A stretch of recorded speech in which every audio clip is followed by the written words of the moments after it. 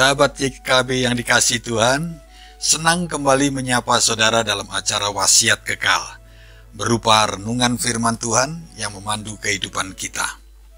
Saya Pendeta Sabto Edi Raharjo dari Gereja Bethel Indonesia Pejaten, anggota PGIW DKI Jakarta. Renungan kita hari ini, Kamis 25 September 2025, ditulis oleh Pendeta Esi Eisen dari GKI Halimun, Jakarta, dengan judul Saat Napas Berhenti, yang dilandaskan pada kitab Mazmur 146, dan yang akan menjadi pusat perenungan kita adalah Mazmur 146 ayat yang keempat. Sebelum kita merenungkan, marilah kita berdoa bersama-sama. Tuhan, terima kasih untuk ayat yang Kau berikan bagi kami semua hari ini, dan kiranya kami boleh dimengertikan tentang arti dan ketika kami merenungkan setiap firman-Mu Tuhan, sehingga itu semua mengingatkan dan berbuah dalam kehidupan kami, bukan hanya merenungkan mengingatkan, tapi juga mengajar kami dalam banyak hal kehidupan ini. Terima kasih Tuhan, di dalam nama Yesus kami siap diberkati dengan perkataan-perkataan firman-Mu Tuhan. Haleluya, amin. Sahabat, saya akan bacakan untuk kita Mazmur 146 ayat yang keempat. Dengarkanlah firman Tuhan. Apabila napasnya berhenti, ia kembali ke tanah. Pada hari itu juga lenyaplah segala rencananya. Sahabat, Michael adalah seorang pengusaha ternama yang membangun kerajaan bisnisnya dari nol. Ia bekerja keras mencapai puncak kesuksesan. Kekayaan, ketenaran, dan kekuasaan telah dicapainya. Namun Michael menyimpan kekhawatiran mendalam. Kesehatannya mulai menurun, usianya tak lagi muda, dan ia menyadari bahwa semua yang ia kumpulkan selama ini tidak dapat menjamin masa depannya. Bahkan, tidak dapat ia bawa mati. Siapakah yang akan meneruskan usahaku? Akankah kekayaanku menemaniku pada akhir hayatku? Gumamnya dalam hati. Kegelisahan Michael mencerminkan realitas hidup yang sering kita lupakan, yaitu kefanaan manusia. Seperti kata pemazmur, hidup di dunia ini memang sementara.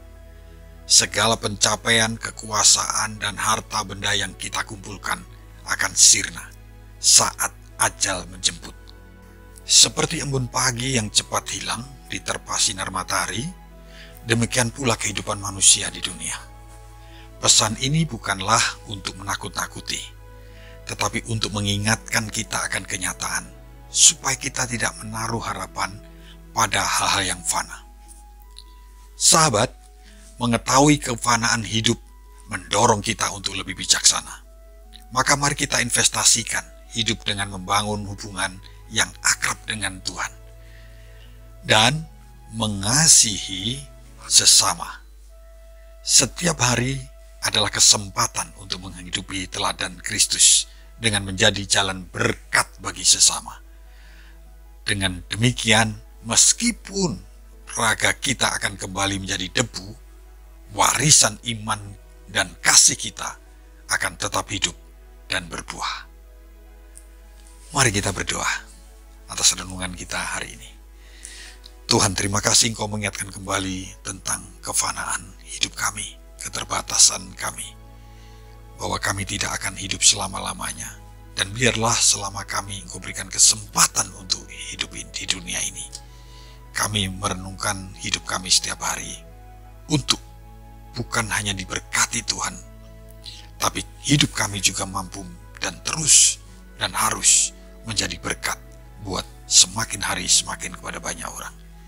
Karena itulah yang bisa kami wariskan, itulah perintah-Mu untuk kami mewariskan atas dunia di mana kami berpijak hari ini.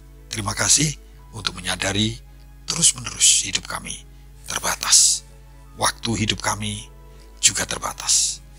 Dan bukan lamanya kami hidup, tetapi bagaimana kami hidup. Itu yang menjadi perenungan hari ini.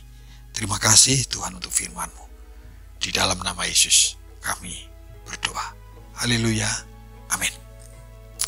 Sahabat, demikian renungan kita hari ini. Jangan lupa subscribe, like, dan bagikan kepada banyak orang. Semakin banyak, semakin kita menjadi berkat bagi banyak orang. Tuhan memberkati.